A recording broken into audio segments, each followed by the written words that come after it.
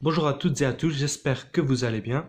Alors aujourd'hui je fais une vidéo différente des autres parce qu'il ne s'agit pas de la critique ou de l'analyse d'une œuvre, mais en fait j'ai plus envie de partager avec vous une chose assez intrigante que j'ai découverte dans l'œuvre d'Elif Shafak, Trois filles d'Ève. Alors aujourd'hui tout le monde est au courant de l'affaire Tariq Ramadan.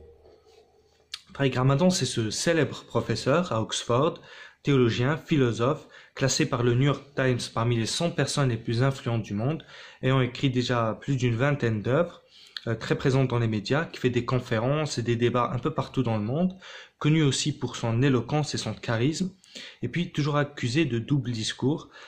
Voilà, c'est un professeur qui fait souvent la polémique. Voilà, et bien tout ce que je viens de dire sur Tariq Ramadan, je peux le dire d'un autre personnage. Cet autre personnage, c'est Azur. Le personnage qui est le point central de l'intrigue dans le roman d'Elif Shafak, Trois filles d'Ève. Il faut bien noter que si cette œuvre a été éditée par Flammarion le 10 janvier passé, sa date de publication originale en anglais est juin 2016, et donc bien avant l'affaire Tariq Ramadan. Parlons maintenant des ressemblances qu'il y a entre le professeur Azur et le professeur Tariq Ramadan. Alors, le personnage dans le roman, Azur, est présenté comme un professeur à Oxford, donc comme Tariq Ramadan, théologien et philosophe, comme Tariq Ramadan, qui a écrit plusieurs œuvres, qui est célèbre, connu pour son éloquence, son charisme, et qui fait souvent des débats, comme Tariq Ramadan. Et encore, les ressemblances ne s'arrêtent pas là, elles vont bien plus loin. Alors, page 158, on retrouve des détails assez surprenants. Il a publié 9 livres et il est toujours en train de participer à une table ronde ou un congrès, une vraie célébrité, je peux te le dire. L'année dernière, le magazine Times l'a classé parmi les 100 personnalités les plus influentes du monde. Donc, comme Tariq Ramadan, encore une fois, il a lui aussi, dans les années 2000, publié 9 livres et il a lui aussi été classé par le New York Times parmi les 100 personnalités les plus influentes du monde. Ça ne s'arrête pas là encore. Parce que, page 258, on nous dit que le professeur Azur est accusé de double discours, et page 225, que c'est un professeur à scandale, donc exactement comme Tariq Ramadan. Maintenant, les seules différences qui restent et qui nous laissent le doute, c'est d'abord parce qu'il s'appelle Azur, alors que l'autre s'appelle Tariq Ramadan, et puis parce que Azur, à la différence du professeur Tariq Ramadan, est présenté comme étant un Britannique et non un Suisse d'origine égyptienne. Mais même en tant que Britannique, il se comporte plus comme un oriental qu'autre chose. Vous allez le voir dans sa description. Pourquoi je dis que Azur ne fait pas très britannique? On a d'abord page 237. Donc on est à la fin d'un débat avec deux autres professeurs et chacun doit donner son mot de la fin. Un professeur va citer Byron, l'autre T.S. Eliot, et lui, il va citer un poète musulman qui est Hafez Shirazi. Page 262, on nous dit que dans son bureau, il y a toujours un bâtonnet d'encens.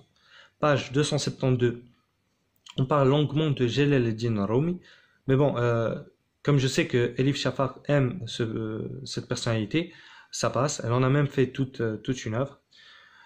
Page 435, on nous dit que son épouse est musulmane. Et surtout, page 461, de la page 461 à la page 462, il y a un étudiant qui vient vers lui pour se plaindre d'islamophobie. Et lui, il répondra d'une manière qui rappelle beaucoup celle de Tariq Ramadan, c'est-à-dire qu'il lui dira « Ne réponds pas à leur insulte par l'insulte, réponds-leur par la sagesse ». Maintenant, la ressemblance entre le professeur Tariq Ramadan et le professeur Azur me semble tellement forte que si elle avait écrit Tariq Ramadan à la place d'Azur, il n'y aurait, je pense, aucune faute factuelle. Maintenant, ce qui nous intéresse, c'est de voir comment Elif Shafak avait plus d'1 an avant l'affaire Tariq Ramadan décrit exactement ce qui allait arriver. Pourquoi je dis que Elif Shafak a anticipé l'affaire Tariq Ramadan? Maintenant, on sait que Azur est au moins très très fortement inspiré de Tariq Ramadan. Mais voyons ce qui lui arrive à la fin de l'histoire. Azur, à la fin du roman, est accusé d'avoir abusé sexuellement d'une de ses étudiantes. Oxford proposera d'abord une brève coupure afin que Azur puisse préparer sa défense, etc. Et puis, surtout à cause du lynchage médiatique, Azur tombera dans la disgrâce, sera viré d'Oxford et sera totalement dégoûté. Et on voit bien que c'est exactement ce qui arrive à Tariq Ramadan aujourd'hui. Alors, notons que dans ce roman, le professeur Azur est en réalité innocent et que tout ça est venu qu'à cause d'une histoire de jalousie. Donc, si vous avez quelques éléments que ce soit en plus, ou si vous avez déjà entendu parler de quelque chose qui tourne autour de ça, entre Tariq Ramadan, Elif Shafak, etc., n'hésitez pas à me le dire en commentaire. Si vous voulez débattre, voilà, j'en serais ravi en commentaire aussi, si vous avez quoi que ce soit à ajouter.